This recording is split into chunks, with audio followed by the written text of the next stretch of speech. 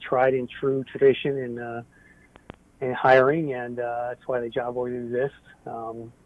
I think that if you're a small company, it's something you have to do because you don't have the resources to necessarily go out there, which is how the big companies do it, Rick, as you know. But that should be something that should be prioritized as a small company. I mean, if you're a business leader, your life depends on it. So, some time should be made for that. I mean, that's kind of the way I feel about it, at least. You can correct me if I'm wrong. Ideally, if you can go out there and find the talent on your own and do some proactive searching, that is the best way to basically go out and find the best person for the job traditionally. Yeah. My point was that that many companies don't have that resource, don't have that time resource. It's just one person filling, a bunch of recs, and they're just, pulling their hair out because they're stretched so thin that they then rely on the job boards to kind of bring in candidates on their own.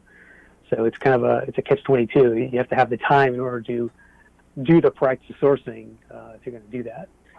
So. I would argue, though, that using a job board and getting a lot of candidates doesn't necessarily save you time. No, it can. You can be buried in mountains of resumes. Yeah. I think that's a little less of an issue these days because the market's so tight. Companies can't find enough talent. So you go out there and market your jobs as much as possible. You do it, on your own. And a lot of these companies will, they just send you the resumes and they do kind of the marketing aspect of that. So there is I think for many of those small companies, like I said, it's definitely something. It's part of their overall routine, and it's hard to get around overall because of time limits that they have. Well, let's talk about the marketing piece that you just brought up, because a job description is, in fact, a marketing document, correct? Yes. So the idea of a job description has got to be something that's going to attract the right person to your company, which I don't see most of them doing that. But you've got some pretty interesting ideas on how to best format job description, correct? Yeah, so I think, first of all, if you write your own job descriptions today, think about maybe outsourcing that a little bit. One quick tip I would have, go onto a Fiverr.com, for example, and there's plenty of writers on there, creative writers, who will take your kind of bold copy and turn that around into something actually that someone might want to read overall. For $80, you can probably get something done pretty quickly using a service like that overall. But think about getting creative with your job listings a little bit. Video or images at the top of them are always a good thing to do, Rick. If you want to, appeal that next generation, it's a visual web these days, right? So having a video of your company or an image up there at least will kind of help grab their attention as they're scanning on their phone or wherever they're looking at your posting overall. And shorter is better, right? According to LinkedIn, great stat they just published recently on their talent blog. Job descriptions that are 300 words or less get 8. And I think that speaks to the fact that nobody wants to read on the web these days. I think that's because nobody wants to read your terrible job description. They just, hey, if I have to see another job description that says I need 4 years of this and 5 years of that, I'm gonna jump off a bridge. Yeah. It says here most spend just 14 seconds deciding whether or not to apply. So if you think about that, the resume aspect, I think the stat is 6 or 7 seconds looking at a resume as it goes from a recruiter perspective. Well, there's a similar thing on the candidate side where they're going to spend, according to LinkedIn here, 14 seconds looking at your ad, deciding whether or not to apply. So you've got to grab their. Be written more as a marketing document than an actual job description. Absolutely. I think of, don't put out a full job description, put out what's called a job ad, right, to separate the two. Sure. Extract the important pieces of in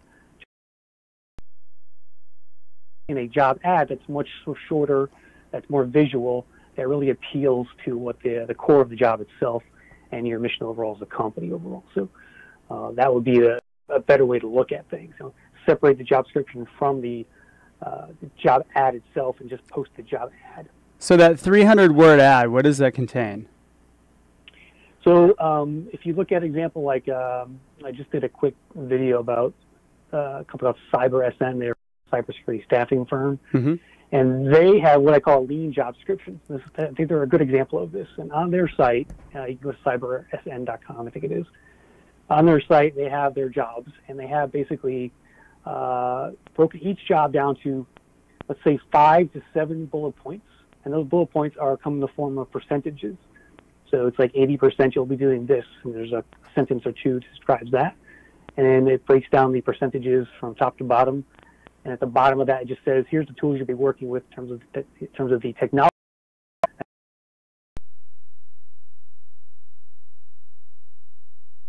What tasks you'll be doing on a daily basis? Yeah, your responsibilities, yep. That's perfect. And yeah, it's, well, some have like maybe 4 on there, some have about maybe 8 at the most.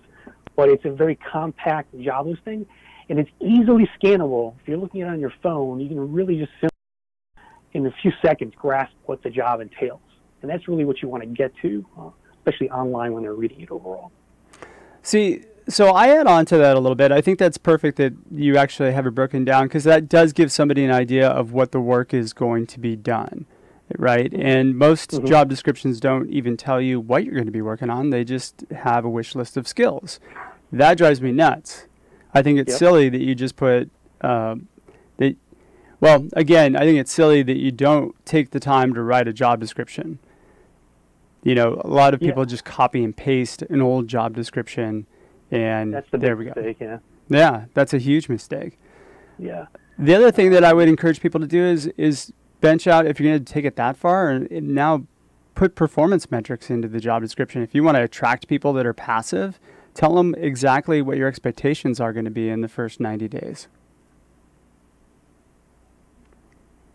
And you could probably do that and, you know, maybe adding a couple hundred more words, but still, I would imagine would be the most effective. Now, did they break it down on the 300 short words? Those are passive and active job seekers, or just replies? They're not really able to differentiate between the two. I think they're just tracking total applies overall. Okay.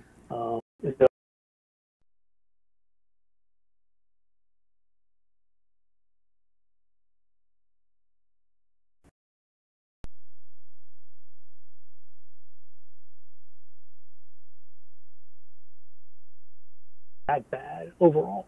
So if it's a longer job description, it gets more response? I think it's 1% more than the average. Not a lot, but okay. I think what's the average? The medium ones are minus 3.4%, less applies. Minus 3.4%. Yep. So go short or go long. I guess it's part of the messaging there. If you're going to do that. Now, if you're going to go long, you got to make it interesting, right? It can't just be that cut and paste version of the job description. I think if you're going to go long, you should put in stuff in there about your employer value proposition, what makes you different, why you should come work there. More about the company itself as well is important to add to a job listing, I think, like that. When it comes to that, you'll see a lot of those on like the ATSs out there, the company career sites, things like that. You know, it's funny, the ones we tend to work on tend to be longer. Wound in the person that we're trying to attract, and and then we build a value proposition in around those pain points, whatever they might be. Yeah, I'm not dismissing long posts. I think there's actually a good use of those. I think there's a guy named Harry Joyner who is the e-commerce recruiter. He runs ecommercejobs.com, replaces people in that industry. Yeah. He does really, really long intake meetings with his clients, and he really writes a book on the job, and that actually helps us.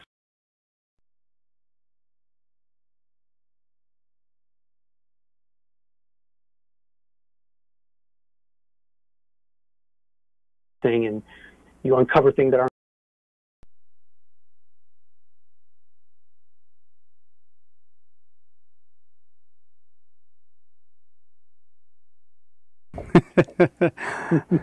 All right, I like it. So you're either going to be top of the class or bottom of the class. Either way, you're gonna get some attention, right? Yes, totally. All right. So if you're just joining us right now on the live stream of the podcast, you're listening to the Higher Power Radio Show. I'm your host, Rick Girard, and today our guest is Chris Russell. He's the managing director of RecTech Media. So we're talking about job descriptions right now, and we're going to kind of lead into tools to use and the best ways to post to get most exposure. I know you're really good at this, Chris, so I'm excited to delve into this. So let's talk a little bit about some of the tools that are available. I'm a busy entrepreneur, and I don't really have time to manage a lot of things, but I'd like to automate some of the process. What would be the best way for me to kind of still get some good people and yet get my message out there and not have to spend a whole lot of time doing that? All right.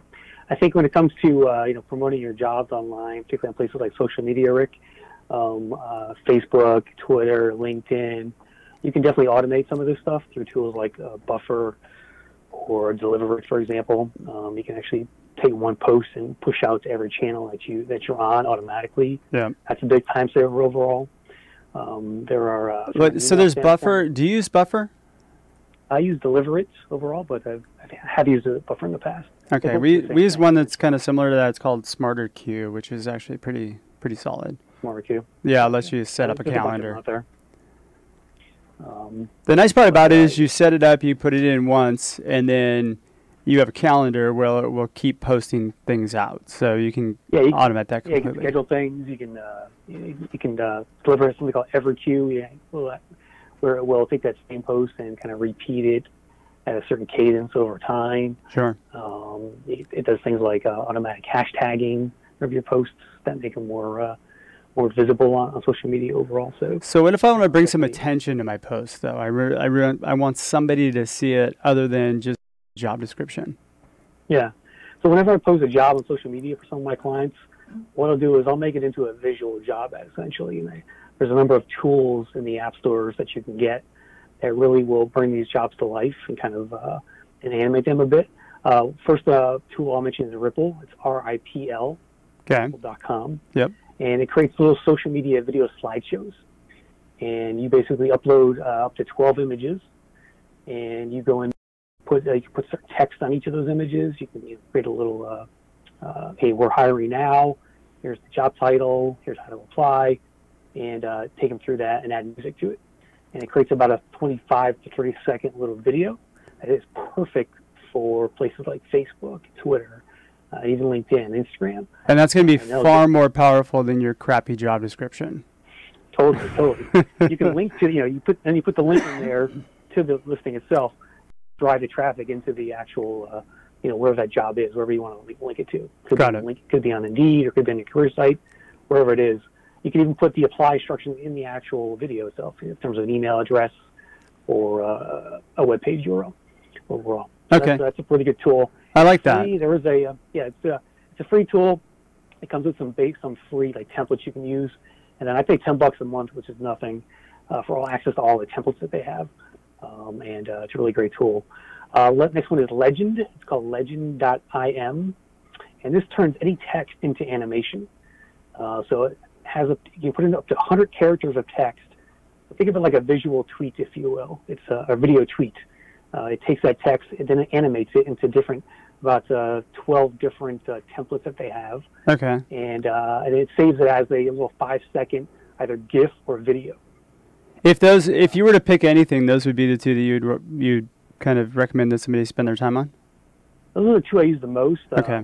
I have been using one called Typorama, which is it's basically an image-based tool where you upload a picture, or they have a bunch of pictures to choose from, and it creates little posters that you can then share on social media. Got it. For sale, we're hiring, all kinds of different uses for it. Okay. Typorama is my latest I'm using as well. All right, let's talk about where and how to post, because I think this is pretty important. You mentioned social media. Far too few companies utilize social media to get their job descriptions out there. I feel like they just invest in a tool like Indeed or one of the various job boards they post there, and they rely completely on that. Would you agree? Yes. So how else can they get exposure to people that that would give them a more, I I say a less polluted pond to fish in? Yeah. There's a couple of things you can do there. So one would be there are some companies out there that are called job distribution players. Sure. Which Indeed used to be the biggest one, right? Right. Like any kind of ZipRecruiter is a bit like that as well. But a company called Recruitix, one's called JobAdX, just to name a couple. But basically, it's just getting it out to all the. Yeah, what they do is they basically take your job and they go on. They team up with hundreds of job boards, including all the top big ones, Indeed, CareerBuilder, sure, ZipRecruiter, all those guys, and they'll push your job out for you on a cost per click basis. That's an efficient way of advertising one job to many audiences at once overall. Okay. What about LinkedIn? LinkedIn is a great tool as well. It's also listed as part of on some of these, these distribution outlets as well. Is it worth the investment? It depends on the job. I would go in there and post a job for a plumber, for example. Sure. If you're doing blue collar people, probably not the best place to post. Right. You definitely want to avoid that. Sure. Still see a lot of that on LinkedIn. The wrong types of jobs being shared in there. That audience is not spending their day on LinkedIn overall. So you're better off going onto like a Facebook, which is free, and everybody who has a Facebook business page has access to that. So if you have entry-level roles, blue-collar, maybe lower-level healthcare roles, the customer service is very good for Facebook's job board itself, which is located in the marketplace. You can also find it at facebook.com/jobs. Mm-hmm. And when you post something on your business page, there will be an option there for job. Select that. Oh, I think we lost him. Hold on, we're going to try and get him back real quick, Chris.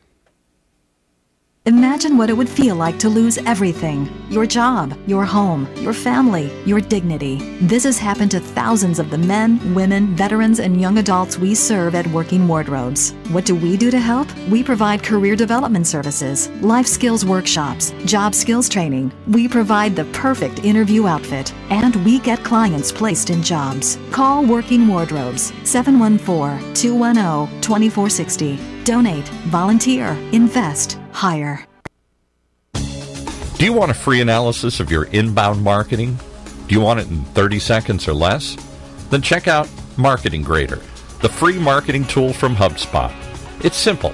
Just go to marketinggrader.com, enter the URL that you want to analyze, and Marketing Grader will instantly give you a detailed report grading your lead generation, mobile marketing, social media, competitive benchmarking, and more.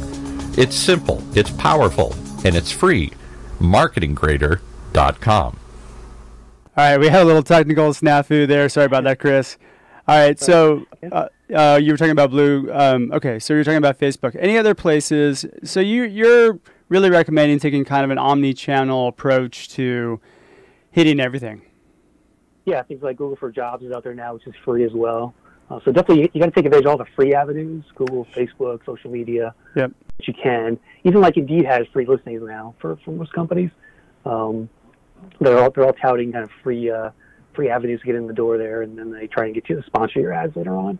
So there's lots of free ways out there to drive traffic to your listings overall. How's something like AngelList? AngelList is great for tech stuff, startup stuff. You can find people on there as well in terms of like a kind of a profile database. Yeah. Great tool as well. I worked with one of my clients on a project, and they had a couple they posted on AngelList, and I found that we didn't get bombarded by a lot of people, and the quality of people were pretty strong. Yep. And you'll find that things like Google for Jobs has really good quality traffic itself.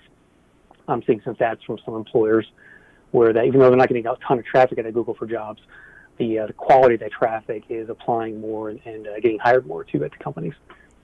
I still believe, and I'm still a huge proponent of working through your networks first and making sure that you get referrals. Referral-based hires are usually the strongest ones, so that should be where most of the time be spent, especially if you're a startup. Still the number one way for hiring out there in terms of the sources is referrals overall. So definitely agree there. Okay, cool. So basically, we're being resourceful.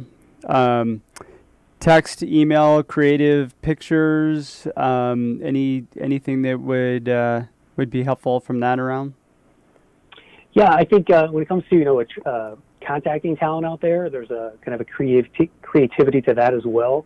One thing I used to do when I was a recruiter was if I saw a candidate I wanted to talk to, they some other platform that I found him on, I would basically I'd go into the conference room, write his name on the whiteboard, and I'd take a picture of myself pointing to his name and saying, "Hey," and I would send him that picture to get his attention. It worked pretty well. That is super creative. Well done. I like that. All right, you guys everybody can use that, right? Of course. Take a picture of the guys there. All right, so what would be your key takeaways that you'd want somebody to leave with this conversation with? Sure. So, experiment, be creative if you want to stand out. Your job postings, think of your job postings as landing pages. You need to tell a story. You need to grab your attention. Again, write for the web. Make it glanceable, quick content. Be personable when you're, contacting people overall. Get creative a little bit. Importantly, Rick, just be human. The candidates want to know what it will be like working at your company. And so I think any business owner should just be willing to be authentic around that, be transparent, give them a peek inside the organization, and just be human overall. That's the most important thing to take away, I think. You say be human, and the funny thing is that nobody cares what you have to say until they know that you care. True. Right. All right, we're just about out of time for today's show. Chris, thanks for your time investment today, and I want to welcome you to the Higher Power Radio community. Now, what would be the best way for members of our community to find out more about you or reach you? Yeah, just find me on Twitter at Chris Russell and RecTechMedia.com. And can you spell RecTech Media? Yep, it's RecTech Media.com. Perfect. All right, I want to thank our listening audience for tuning into this week's episode of Higher Power. A quick thanks to our team, our engineer Paul Roberts, our producers Andrea Ballin, Shanti Ryle, and Ayla Gerard. If you're listening to the podcast, please subscribe, review, and share. We need your feedback to up our game and bring more highly valuable content to you. Join the Higher Power Radio community at Higher, that's H-I-R-E, Power, P-O-W-E-R, radio, R-A-D-I-O.com. Or you can check us out on iTunes, iHeart, Stitcher, TuneIn, Spotify, and YouTube. Follow me on Twitter. I'm building my Twitter rankings at Rick_Gerard. Tune in next week. Our guest is going to be Ryan Foland. Ryan is the managing partner of The Influence Tree and host of the 313 show. I'm your host, Rick Gerard, and you have been listening to the Higher Power Radio Show. Aloha. Thank you for listening to Higher Power with Rick Gerard on OC Talk Radio.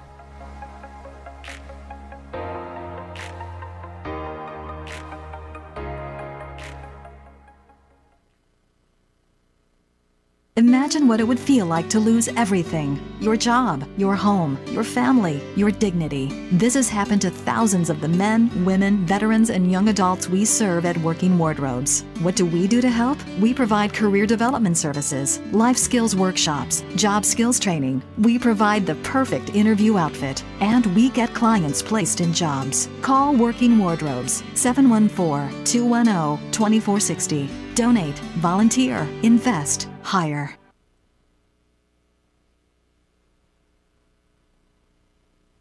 Imagine buying a newspaper and discovering that the news you're reading is 6 months old. There isn't much that stays the same for 6 months, and the same thing goes for background checks.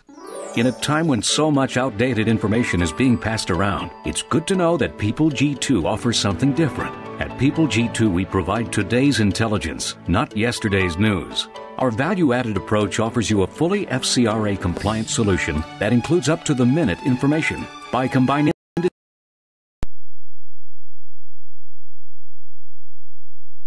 that is accurate right now, delivered quickly to our online system, or integrated with your HR system. So ask yourself, are you comfortable working with old news, or are you ready for a different kind of background check company?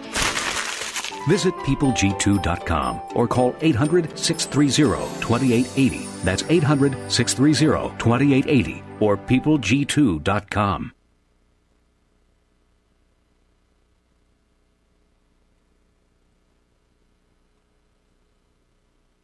Richard Franzi is a highly sought-after keynote speaker on topics of interest to CEOs of middle firms across North America. Richard's talks include Killing Cats Leads to Rats, a fascinating look at how unintended consequences of CEOs' decisions impact their firm's performance. Your Gray Matter Matters, which explores how a CEO's mindset can differentiate a middle market firm and define its culture. Richard delivers talks to a variety of audiences, ranging from executive team retreats to keynotes in front of hundreds of CEOs. To learn more about his talks, visit criticalmassforbusiness.com and select the contact page or call 949-887-4104.